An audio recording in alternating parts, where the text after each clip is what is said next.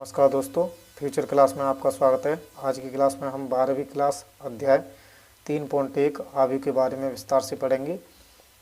अगर वीडियो अच्छी लगे तो लाइक करना, नए छात्र हो तो सब्सक्राइब करना और बेल आइकन को दबाते रहना, जिससे कि आपके पास में नोटिफिकेशन टाइम से आती रहे। तो सबसे पहले हम जानेंगे कि आयु क्या होता है। इसके लिए देखिए, नंबर 1, आयु की परिभाषा, यानी आयु संख्याओं और फलनों का आयताकार क्रम विन्यास है। इन संख्याओं या फलनों को आयु के अवयव या प्रविष्टियां कहते हैं। जैसे समझिए, ये हमारा आयु है। a बराबर -2 5 3 3 4 -2 1 2 3, इस प्रकार का हमारा आयु होता है।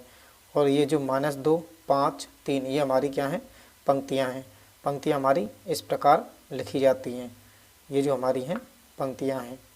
और जो स्तंभ होते हैं वो हमारे इस प्रकार होते हैं, यानी स्तंभ हमारे नीचे की ओर होते हैं। ये वाली लाइन हमारी स्तंभ हैं और ये वाली हमारी पंक्तियां हैं। तो पंक्तियां कितनी हैं हमारी, 1 2 3, यानी पंक्तियां कितनी हैं, 3।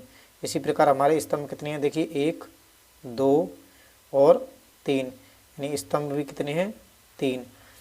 और जो इस आयु के अंदर जितने भी अवयव हैं वो हमारे सभी अवयव हैं। जैसे -2 5 3 3 4 -2 1 2 3, ये सभी हमारे आयु के अवयव होते हैं। तो अवयवों की संख्या कितनी है, 1 2 3 4 5 6 7 8 9, अवयव कितने हैं हमारे, 9। इस प्रकार का हमारा आयु होता है। इसके बाद में आयु की कोटि किसे कहते हैं। m पंक्तियों तथा n स्तंभों वाले किसी आयु को m गुणा n कोटि का आयु अथवा केवल m गुणा n आयु कहते हैं। हम किसी m गुणा n कोटि के आयु को प्रकट करने के लिए कैपिटल A बराबर स्मॉल aij m गुणा n का प्रयोग करेंगे। जैसे समझिए, ये हमारा आयु की कोटि है। आयु की कोटि किस प्रकार लिखी जाती है, पंक्ति गुणा स्तंभ, यानी पंक्तियों की संख्या m है और स्तंभों की संख्या n है। जैसे a बराबर √3 2 5 3 √3 5 5 2 3, ये हमारा आयु है। तो इसमें पंक्तियां कितनी हैं, समझिए 1 2 3, यानी ये वाली एक पंक्ति, ये दूसरी पंक्ति और ये हमारी तीसरी पंक्ति। पंक्ति कितनी है, 3। और जो स्तंभ है वो कितने हैं, 1 2 और ये वाला 3, यानी ऊपर से नीचे की ओर स्तंभ होते हैं, 1 2 और ये 3, और 3 ही हमारे स्तंभ हैं। पंक्तियों को हम m से प्रदर्शित करते हैं और स्तंभों को n से प्रदर्शित करते हैं। इसके बाद में हमारा होता है कि स्तंभ आयु किसे कहते हैं। एक आयु स्तंभ आयु कहलाता है यदि इसमें केवल एक ही स्तंभ होता है।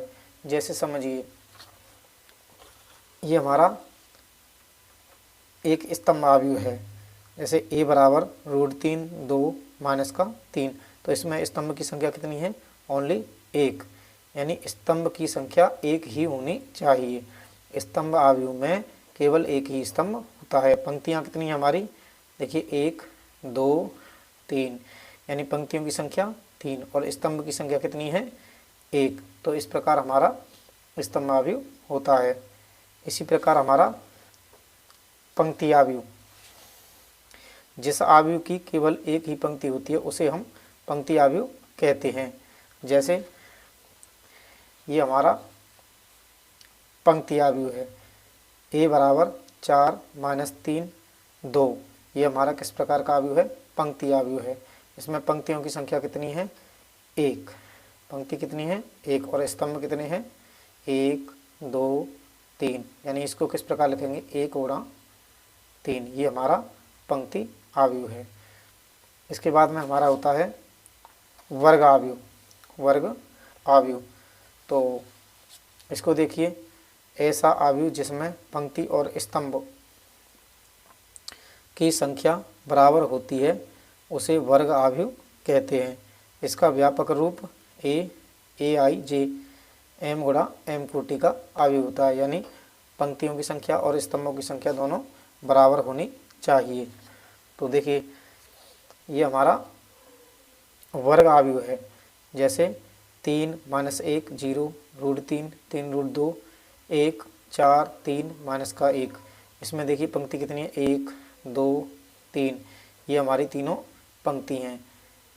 और ये हमारे स्तंभ में 1 2 3, यानी स्तंभ कितने हैं, 3, और पंक्ति भी 3 है, यानी पंक्ति और स्तंभ हमारे बराबर होने चाहिए। उस अवयव को हम क्या बोलेंगे, वर्ग अवयव बोलेंगे। इसके बाद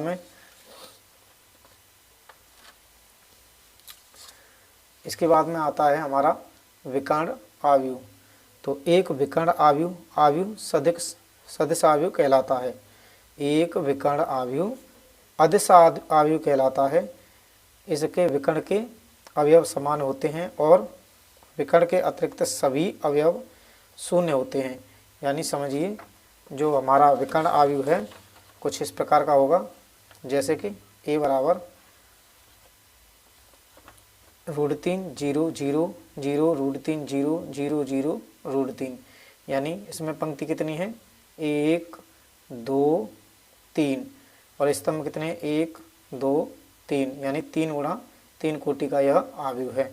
तो विकर्ण अवयव हमारा कैसा अवयव होता है, अदिश अवयव होता है, और इसके विकर्ण के सभी अवयव समान होते हैं, यानी विकर्ण के सभी अवयव समान होते हैं और बचे हुए जितने भी अवयव हैं वो 0 होते हैं, तो उसे हम विकर्ण अवयव कहते हैं।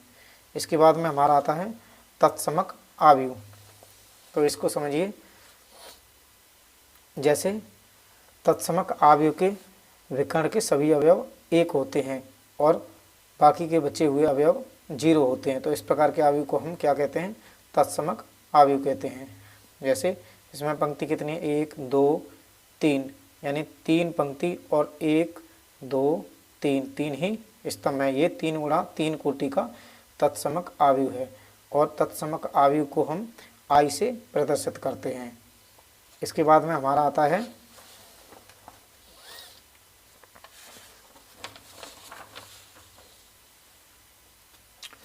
शून्य अवयव। एक अवयव रिक्त अवयव अथवा शून्य अवयव कहलाता है यदि उसके सभी अवयव शून्य होते हैं। तो शून्य अवयव को हम ओ से प्रदर्शित करते हैं। जैसे ये हमारा ये वाला शून्य अवयव a बराबर 0 0 0 0 0 0 और 0 0 0, यानी इस प्रकार का हमारा कैसा अवयव होता है, शून्य अवयव होता है। इसे हम किसे प्रदर्शित करते हैं, ओ से प्रदर्शित करते हैं। इसके बाद में हमारा जो अगला पॉइंट है समान अवयव, यानी अवयवों की समानता। तो 2 अवयव कब समान होते हैं, यानी 2 3 0 1 तथा 2 3 0 1, ये हमारे समान अवयव हैं। यानी पहले अवयव का पहला अवयव दूसरे अवयव का पहला अवयव दोनों समान होने चाहिए, यानी पहले अवयव का दूसरा अवयव दूसरे अवयव का दूसरा अवयव समान होना चाहिए, और पहले अवयव का पहला अवयव तथा दूसरे अवयव का पहला अवयव जो दूसरी पंक्ति का वो भी समान होना चाहिए। इसी प्रकार पहले अवयव का दूसरी पंक्ति का दूसरा अवयव और दूसरे अवयव का दूसरी पंक्ति का दूसरा अवयव दोनों समान होने चाहिए। ये हमारे कैसे हैं, समान अवयव। इसी प्रकार ये हमारे दोनों अलग अलग हैं, तो ये समान अवयव नहीं है। इसके बाद में हम आगे पढ़ेंगे प्रश्नावली 3.1, तो हम उसको हल करेंगे। अगर वीडियो अच्छी लगे तो लाइक करना और सब्सक्राइब करना और बेल आइकन को भी दबाते रहना, जिससे कि तुम्हारे पास में नोटिफिकेशन टाइम से आती रहे।